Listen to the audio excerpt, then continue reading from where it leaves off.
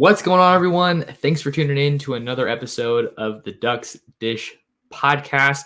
I'm your host, Max Torres, and wanted to give you a big thanks to you for taking some time out of your day to talk about the Ducks here with us on the podcast.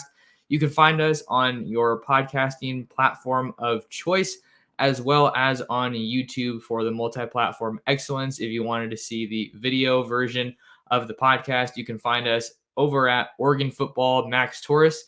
If you guys are watching the video version here on YouTube, wanted to say thank you so much for tuning in. Kindly ask that you smash the like and subscribe button. It is a tremendous help for us.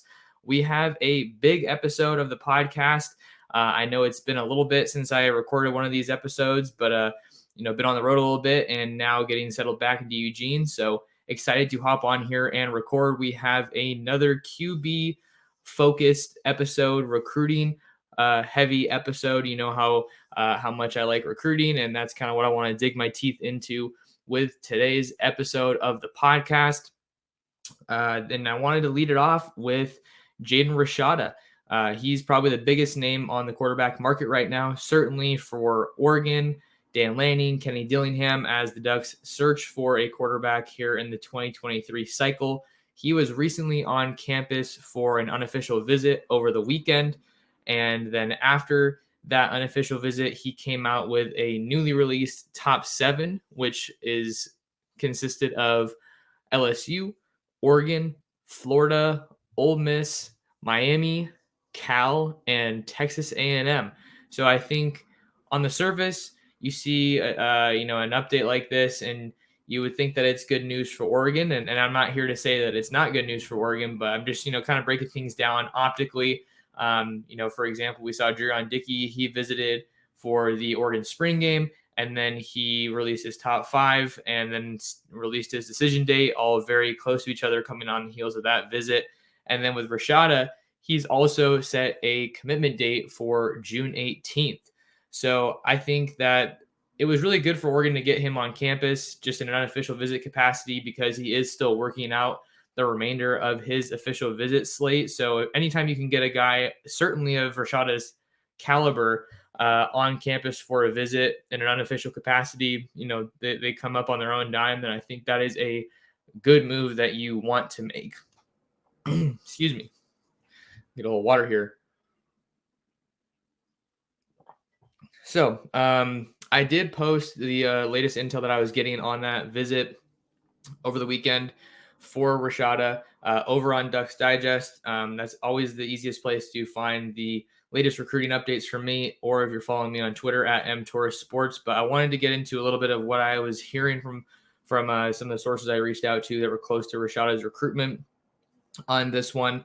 I heard that the visit went well in Rashada's eyes, and he got to spend some time with Kenny Dillingham Dan Lanning rather. And I think that's important because Kenny Dillingham had been the primary recruiter, and I would say probably still is from Oregon's camp. But anytime you can get that one-on-one time with the head coach, I think that usually bodes well for recruits. They want to have that strong relationship with their head coach, and maybe even more so if it's going to be someone coaching the defensive side of the ball.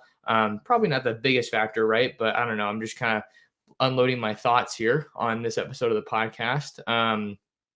So that's what we have on that visit. But as far as the recruitment overall, I'm told that a team to watch here in this one is Florida. And then one of those reasons being that it looks like it's going to be one of his 4 remaining official visits is going to be all the way across the country to the Sunshine State to check out the Florida Gators. That's a team that's come on really, really strong in this recruitment. So definitely just another SEC school that's turning up the heat in this recruitment. I feel like that's kind of been the theme of this recruitment as it's been going, right? You have Oregon and Cal. I don't really view Cal as much of a contender here. I think that's more so just because he's an East Bay guy. But you have Oregon, and then everybody else in this recruitment is an SEC team with the exception of Miami. So Florida's a team to watch. I know that they're doing really well. And then I think now what I want to talk about is kind of the remainder of the official visit schedule, right? Because he's already taken a visit out to Ole Miss. That was his first official visit when he was supposed to come out to Oregon. Maybe I shouldn't say was supposed to. The hope for Oregon was that he was going to make it out for the spring game, but he ended up going out to Ole Miss, and then Ole Miss picked up a quarterback commitment shortly after that visit. But I still think that Ole Miss is in a good spot in this one. But that leaves 3 remaining official visits.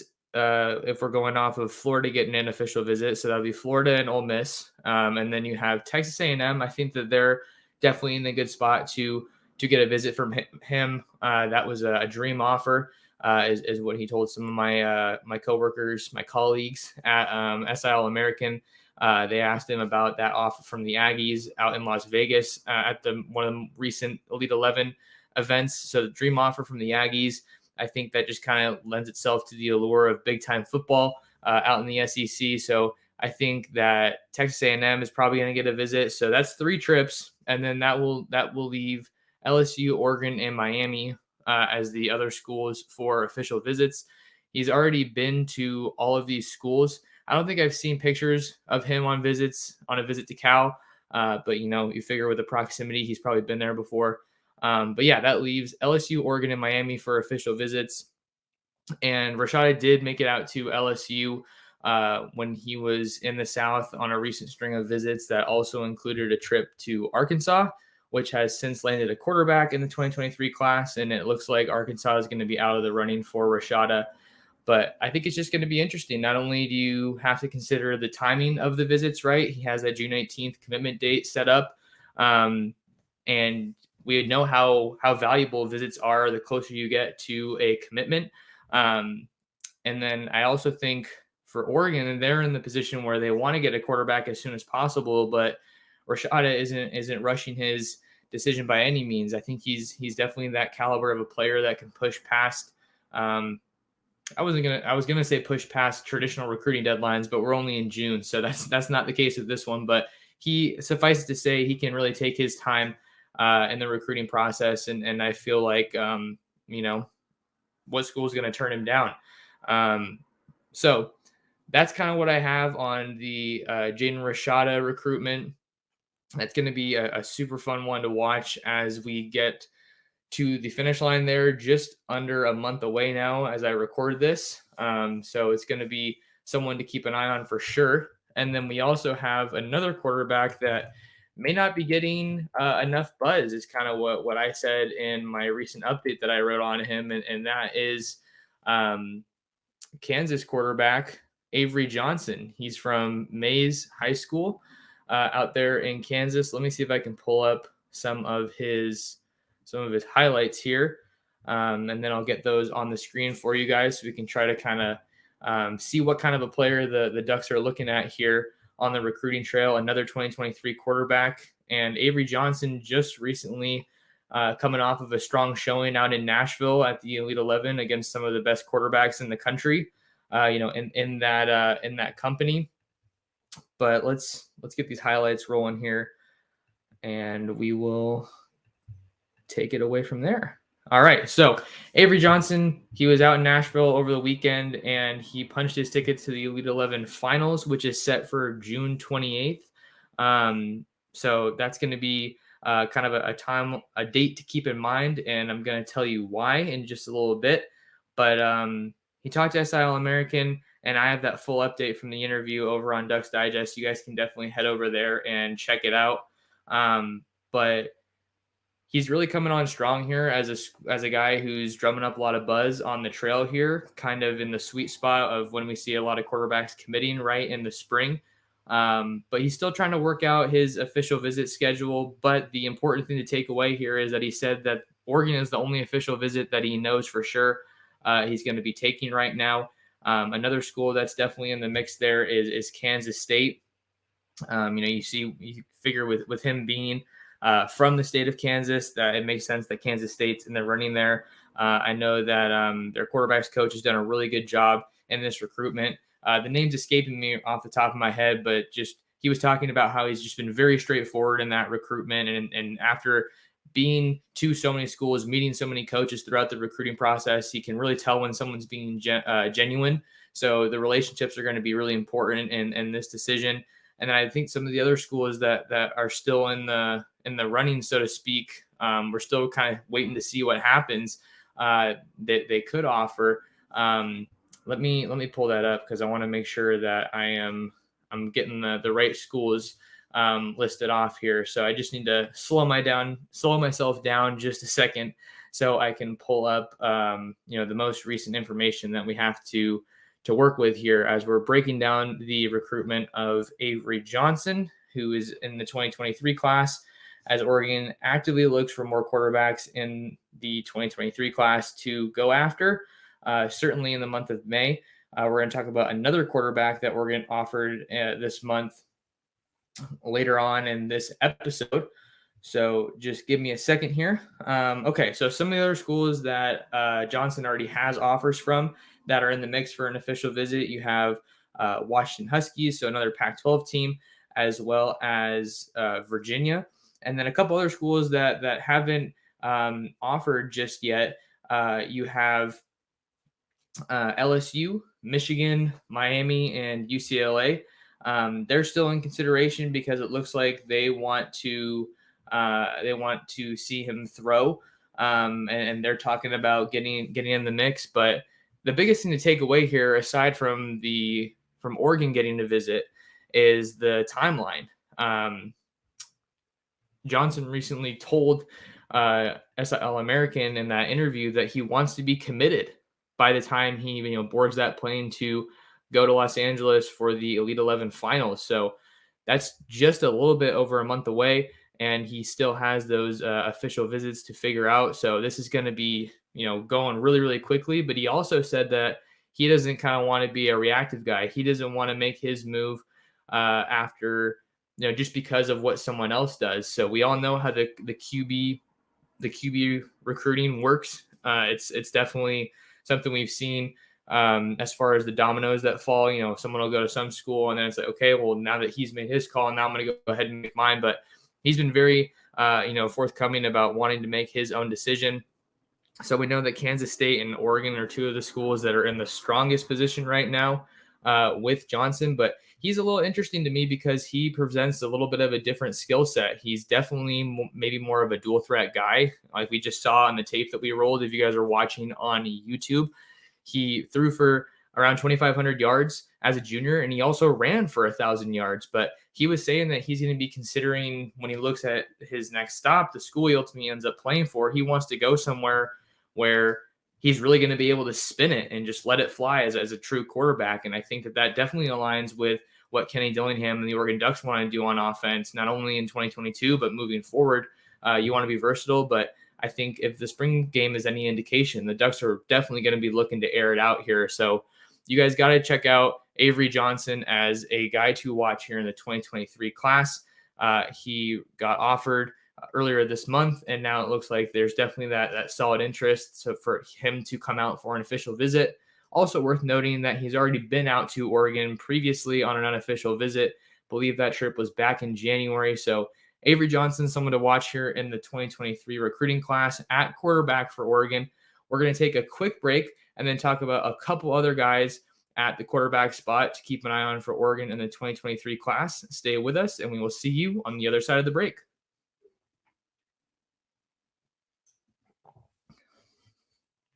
All right. Welcome back to the Ducks Dish podcast. We are rolling right along here, talking about some quarterbacks in the 2023 recruiting class that Oregon is recruiting as they look for their quarterback of the future, right? And this is a really important position for Oregon to hit on because it feels like some of their teams have kind of been a quarterback away, right? You can be elite at every position, but if you're not right there with the best of the best as far as quarterbacks go, then you can only go so far, as we've seen in the past. So the other guy that we want to talk about in this episode of the pod is 2023 Downey, California quarterback Aiden Chiles. So he was offered, I think it was just a little bit over a week ago, by Kenny Dillingham. Kenny Dillingham flew down to Southern California to see Chiles in person and ended up offering him a scholarship. And that was a big game changer, I think, for Chiles. I talked to him after the offer, and what I was able to gather was that Oregon State was and still is in a really good spot with Chiles in his recruitment. And I think it's a little bit different with him because it seems like he's maybe a little bit more of a project guy. I don't think he's someone that maybe comes to Oregon and plays right away, but that's not a slight to him at all. I'm just trying to kind of get into a little bit more evaluation, give you guys an idea of what kind of prospect we have here. So I think that Chiles has some strong tape, and we know that that a couple other Pac-12 schools are in the running here. So we mentioned Oregon State, and then Washington is another one. Washington and Oregon got involved in this one real time. And we know that Chiles is looking to take a visit out to Oregon following that offer. And he's also looking at setting up a trip to Washington. And then as for his decision timeline, I think what I remember from his conversation was that he was hoping to do it before his senior season, but if it doesn't happen before then that's all right. Looks like we're getting slowed down a little bit on these highlights. So we're going to go ahead and pull the plug on that for now and just focus on the commentary and the breakdown. But Chiles is another guy to watch.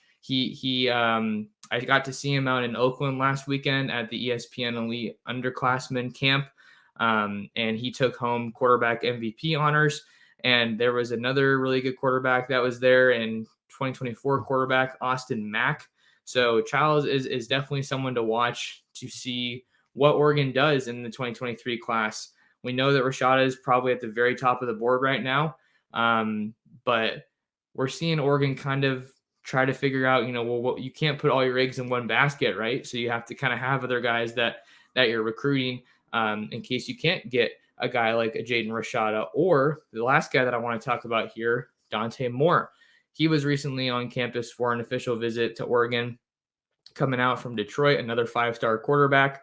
I think that there was a ton of buzz out of that visit, right? You were seeing that, he was kind of blown away, things of that nature. As far, I'm paraphrasing, but the initial buzz on that visit was that things really, really, really well. He saw some really good stuff from Oregon. But at the end of the day, it still looks like Notre Dame is in an awesome spot here. Not only do they have geography on their side, they've been involved, I think, for a significant while longer. This is definitely a guy that Marcus Freeman, the new head coach of the Irish, prioritized from the jump after he was named head coach. So I think that, for me, I will admit that I haven't talked to anybody in particular on this recruitment, but it looks like Oregon made up some ground on that visit, but I wouldn't say that they're in the driver's seat right now. I think Rashada is still the guy that you want, that it looks like they want the most at quarterback right now. And I think the last thing that I just wanted to add on Rashada was that he's one of the most important recruits for Oregon in the 2023 class, not only because he's a quarterback, but because he's a Northern California guy. I don't think that we've had a quarterback of Rashada's caliber out of the Northern California area that has these kind of options, that has these offers from major SEC programs, which, as we know, is the cream of the crop in football, in college football rather. So Oregon's done a really good job recruiting the state of California in the past. And I think that it'd be great for Oregon to get him, not only because of who he is and the player that he is on the field, but it'd be a really good statement because it'd be, hey, this is a top West Coast guy. The SEC guys came in and we were able to keep him out West. That's why the SEC in part is getting so good, because they're taking so many of these top players from anywhere in the country, but particularly in the West Coast, guys that should be playing in the Pac-12. Just when you think about, they grew up out West and the Pac-12 is trying to get better. And Oregon looks like one of the better teams right now, along with Utah. And then you have USC, which is trying to resurge under Lincoln Riley after getting Jordan Addison. That was a huge addition. But quarterback recruiting is definitely going to be really, really interesting to follow along with here, especially now that we have a date to work with Jaden Rashada, and as well as Avery Johnson, right? Those are two commitment timelines that are very, very close. Rashada with June 18th, and then Avery Johnson wanting to have that thing wrapped up by June 28th. When he heads out to the Elite 11 finals. No date that I know of right now has been set by Dante Moore or Aiden Chiles, who I know I mentioned earlier. So it's going to be interesting to follow all these timelines, who gets back for an official visit or any kind of a visit. It doesn't just have to be an official visit, but we know that people kind of get the red carpet rolled out for them. Recruits get the red carpet treatment when it comes to official visits. And there's plenty of competition for Oregon as they hunt for a quarterback here in the 2023 class, as do a bunch of these other schools across the country. But that's going to do it for this episode of the Ducks Dish podcast. Really appreciate you guys tuning in. if you could do us a favor and lock in with us on all those social media platforms. You can follow me on Twitter at mtorresports, and you can follow the Ducks Dish podcast on Twitter at Ducks Dish. And then if you guys have a question that you want to send into the pod, you can obviously always hit us up on Twitter. And you can also send us an email. ducksdishpodcast@gmail.com is how you can do that. Really excited to be back on the podcast after taking a short little hiatus, but we're going to be hitting it hard here, certainly as the month draws to a close. So that'll do it for this episode of the podcast. Appreciate you guys tuning in. Hopefully you guys have some cool weekend plans coming up, and we'll catch you guys in the next episode.